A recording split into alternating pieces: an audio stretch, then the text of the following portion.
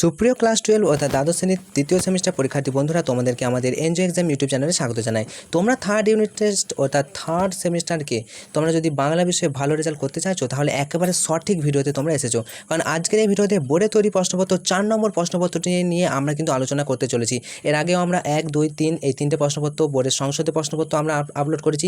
সেই ভিডিওগুলো তোমরা দেখে না থাকলে এই ভিডিও শেষে দেখে নেবে। তো ক্লাস 12 তৃতীয় সেমিস্টারকে টার্গেট রেখে 40-40 পাবার আজকের আমাদের 4 নম্বর ভিডিও বাংলা বিষয়ে। তোমরা কোন বিষয়ে ভিডিও পেতে চাইছো অবশ্যই কমেন্ট করে জানাও। আর এই 40টা প্রশ্নের মধ্যে তোমরা কতগুলো পাবে সেটা অবশ্যই তোমরা ভিডিও শেষে কমেন্ট করে জানাবে।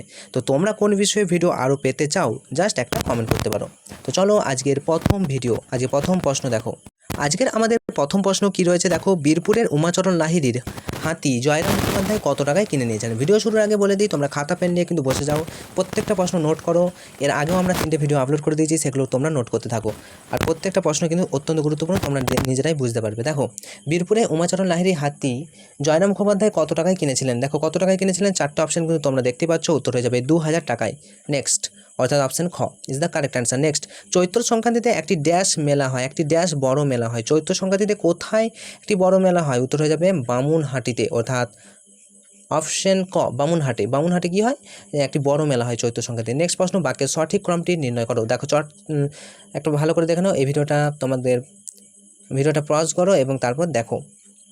অপশন ওয়াইজ তোমাদের অপশন বলেছি, অপশন ঘ 2, 4, 1, 3, এটা তোমরা একবার দেখে নেবে ভিডিওটা থামিয়ে। কারণ কি, এই বাক্যের সঠিক ক্রম, এই যে তোমাদের কবিতা বলো, যে গল্পগুলো আছে সেগুলো থেকে লাইন বাই লাইন, অর্থাৎ এই লাইনটি প্রথমে রয়েছে, তারপর লাইনটি এরকম রয়েছে, তাই এটাকে বলে সঠিক ক্রম। অপশন বলে দিলাম, অপশন ঘ হবে 2, 4, 1, 3, মিলে নাও বই দেখে। নেক্সট আমাদের রয়েছে 4 নম্বর প্রশ্ন। 4 নম্বর প্রশ্ন দেখো, গরুর গাড়িতে আসতে বলো।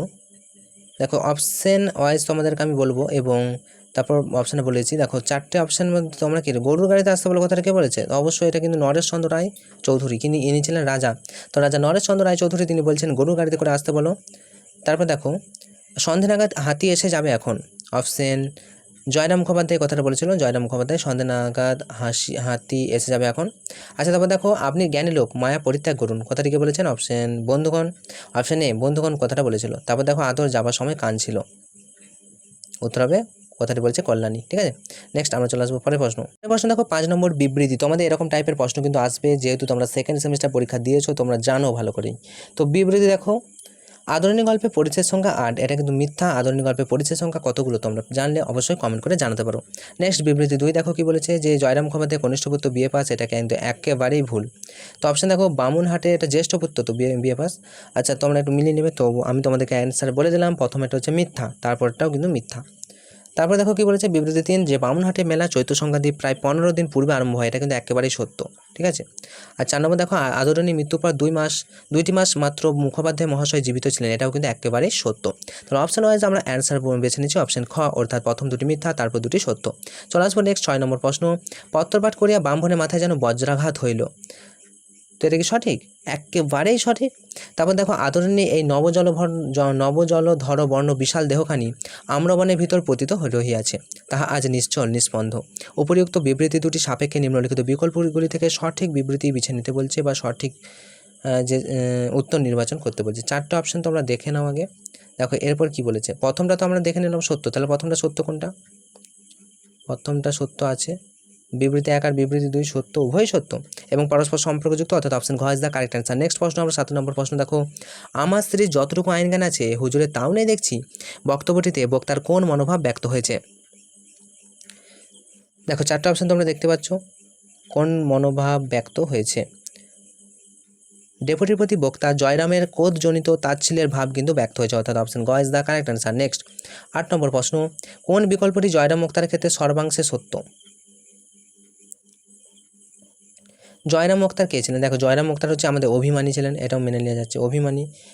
তারপরে তোমাদের কি আছে, স্নেহশীল, তারপরে বন্ধুবৎসল, তারপরে পরোপকারী। অর্থাৎ জয়রাম মুক্তার ক্ষেত্রে অপশন গটা সর্বোৎকৃষ্ট বা সর্বাংশে সত্য। নেক্সট 9 নম্বর দেখো, সত্যের বয়ান এই ধর্ম ছিল কার। সত্যের বয়ান এই ধর্ম সত্য কবির, সত্যের বয়ান হচ্ছে কবিরের, অর্থাৎ অপশন ঘ।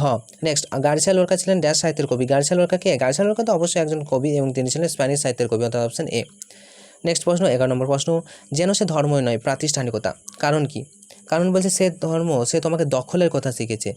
যে তোমাকে দখলের কথা শিখেছে সে কোনোদিনই ধর্ম হতে পারে না।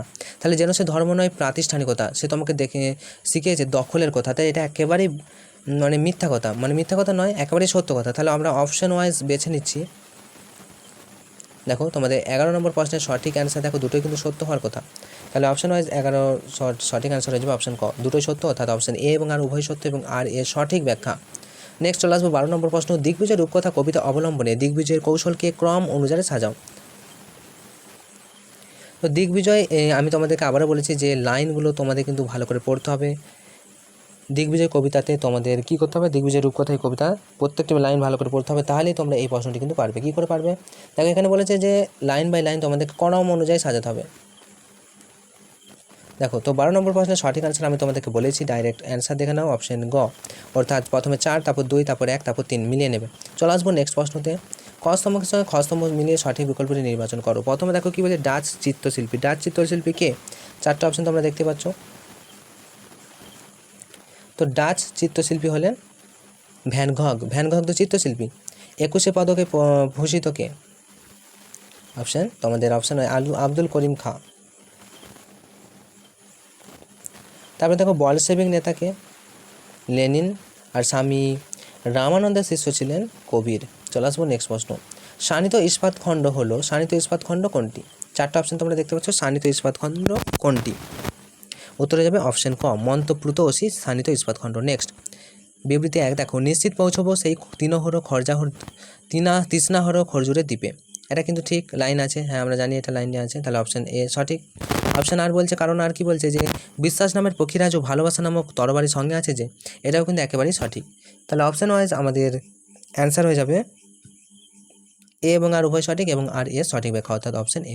নেক্সট দেখো, কস্তমের সঙ্গে খস্তম্ভ মেলাও, এরকম টাইপের তোমাদের প্রশ্ন কিন্তু পরীক্ষায় আসবে। প্রশ্নটা কী বলেছে একবার চলো দেখে নিই। দেখো বলছে কটমট ভাষা, বাংলা ভাষা থেকে নিয়ে আছে কিন্তু।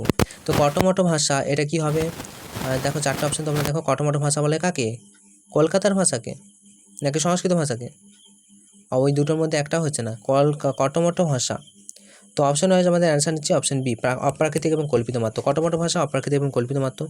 বাহাদুর সমাস ও শ্লেষের প্রয়োগ দেখা যায় মরার লক্ষণ। গদাই লস্করি চাল, এটা হয়ে যাবে অপশন ডি, সংস্কৃতের বৈশিষ্ট্য গদাই লস্করি চাল।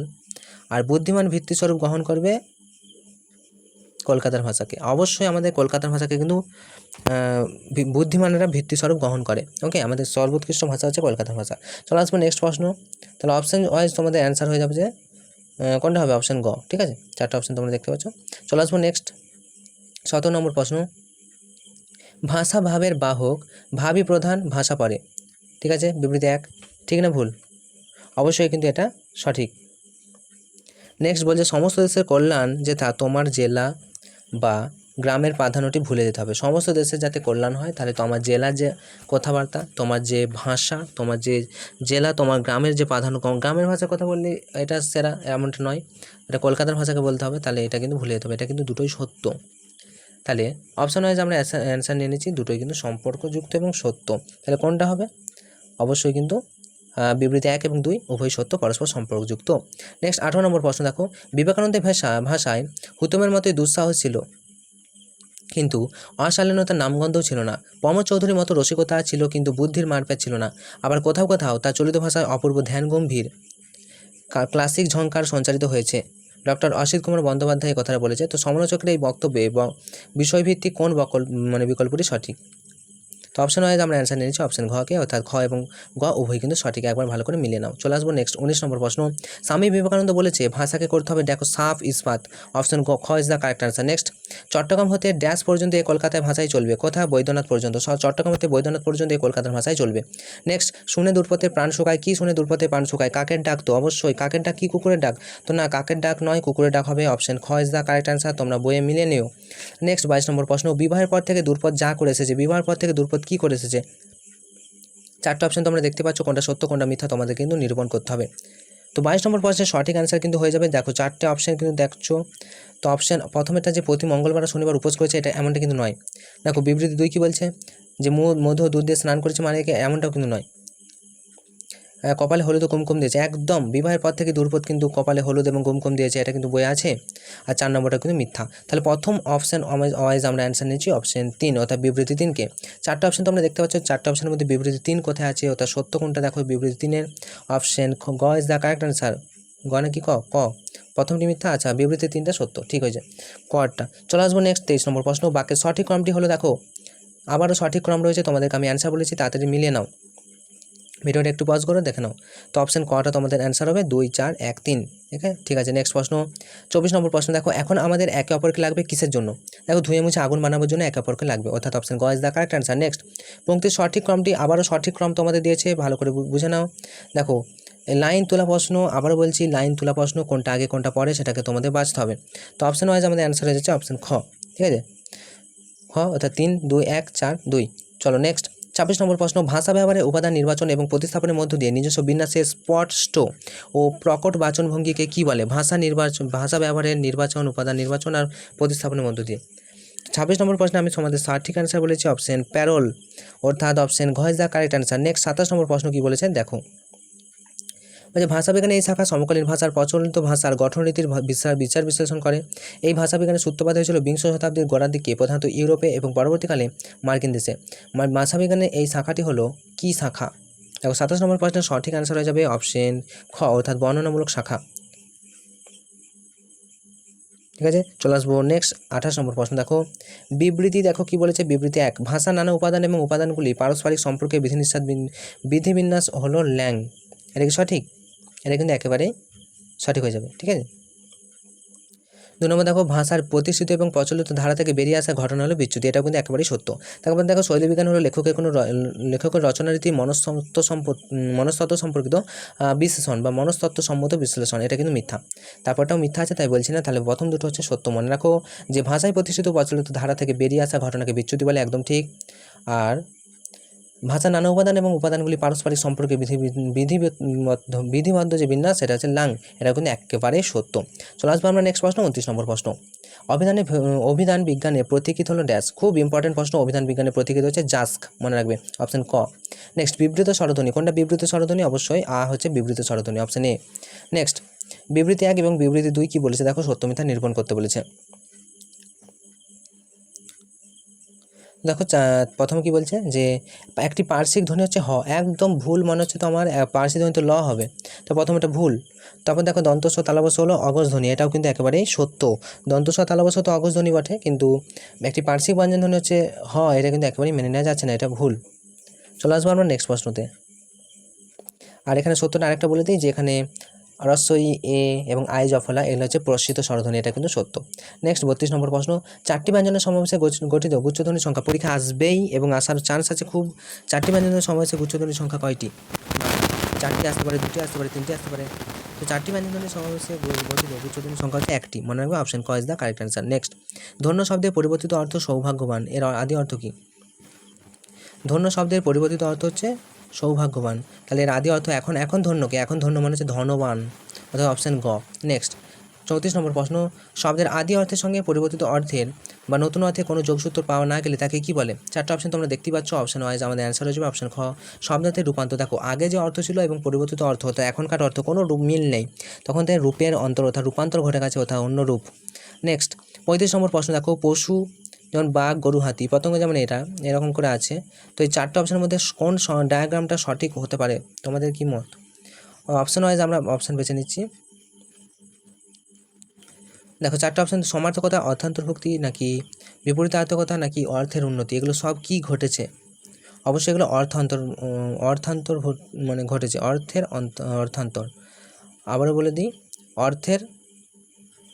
অর্থান্তর্ভুক্তি, অর্থাৎ অর্থান্তর্ভুক্তি মানে কি? দেখো সমার্থকতা মানে সমানই আছে, বিপরীতার্থ মানে বিপরীত, আচ্ছা অর্থের উন্নতি মানে আরও উন্নত হয়েছে, নাকি অর্থান্তর্ভুক্তি ঘটেছে? তা পশু বাঘ, গরু, হাতি, পতঙ্গ যেমন মাছি, মশা, ফড়িং, তারপর ফুল পদ্ম, জবা, টগর, পাখি হচ্ছে কাক, বক, ময়ূর, এটা হচ্ছে অর্থান্তর্ভুক্তি ঘটেছে। চলে আসবো নেক্সট 14 নম্বর প্রশ্ন কি বলেছে দেখো, মনে হয় টপ্পা সৃষ্টি হয়েছে পাঞ্জাবের লোকগান থেকে, এটা কি সঠিক? পাঞ্জাবের লোকগান ড্যাশ থেকে। দেখো 4টা অপশন তোমরা দেখতে পাচ্ছ, 4টা অপশনের মধ্যে সঠিক অ্যান্সার কোনটা হয়ে যাবে? তো অবশ্যই তোমাদের অ্যান্সার হয়ে যাবে ডপা বা টপে থেকে তোমাদের হচ্ছে টপ্পা সৃষ্টি হয়েছে। এবার দেখো 37 নম্বর প্রশ্ন। 37 নম্বর প্রশ্নে তোমাদের ডাইরেক্ট আমি তোমাদের কিন্তু অ্যান্সার বলেছি। দেখো ডাইরেক্ট 37 নম্বর প্রশ্নের প্রথম অ্যান্সার হয়ে যাবে অপশন সি। দেখো পক্ষী দলের প্রতিষ্ঠাতা হচ্ছে শিবচন্দ্র ঠাকুর, তারপরে হচ্ছে তোমাদের রঘুনাথ রায়, ইনি হচ্ছে বাংলাদেশে খেয়ালে চর্চা করতেন। তারপরে তোমাদের অতুল প্রসাদ সেন, এটা হয়ে যাবে বাংলা ভাষায় গজল রচনার প্রতীকীত, এবং ওয়াজেদ আলী শাহ, ইনি হচ্ছেন ঠুংরি গানের প্রবর্তক। নেক্সট 39 নম্বর 38 নম্বর প্রশ্ন, মার্কিউরাস নাইট্রাইট আবিষ্কার করেন কে? দেখো মার্কিউরাস নাইট্রাইট আবিষ্কার করেন 4টা অপশনের মধ্যে কোনটা? সঠিক অ্যান্সার হচ্ছে অবশ্যই প্রফুল্লচন্দ্র রায়, ইনি মার্কিউরাস নাইট্রাইট কিন্তু আবিষ্কার করেছিলেন। এরপর দেখো 39 নম্বর প্রশ্ন, বিবৃতি কি বলেছে? দেখো ভারতে প্লাস্টিক সার্জারির জনক হচ্ছে ডাক্তার নীলরতন সরকার, এটা কিন্তু একেবারেই ভুল। দেখো পয়লা জুলাইয়ের দিনটিকে কি বলা হয়? পয়লা জুলাই দিনটিকে পালন করা চিকিৎসক দিবস, একদম চিকিৎসক দিবস পালন করা একদম ঠিক, এটা মনে রাখবে। আচ্ছা নেক্সট, কালোজ্বরের প্রতিষেধকটির নাম হচ্ছে ইউরিয়া স্টিমামাইন, এটাও কিন্তু একেবারেই সঠিক। আর অপশন 4টা মিথ্যা, তাই বলছি না। নেক্সট আজকের 40 নম্বর তথা শেষ প্রশ্ন, প্রথম বাঙালি ফুটবল ক্লাবের নাম কি? শোভাবাজার ক্লাব। খুবই গুরুত্বপূর্ণ প্রশ্ন, অপশন খ ইজ দ্য কারেক্ট অ্যান্সার। তোমাদের পরীক্ষা খুব ভালো হোক এই শুভকামনা জানি আজকের মতো ভিডিওটা শেষ করছি। তোমাদের পরীক্ষা ভালো হবে, আর অবশ্যই বন্ধুদেরকে শেয়ার করো। তোমরা যদি ভালো রেজাল্ট করতে চাও আমাদের চ্যানেলটি সাবস্ক্রাইব করে পাশে থাকা নোটিফিকেশন অল সিলেক্ট করে রাখতে পারো। ফিরে আসছি অন্য কোনো নতুন ভিডিওতে, তোমরা কোন ভিডিও চাও কমেন্ট করে জানাতে পারো।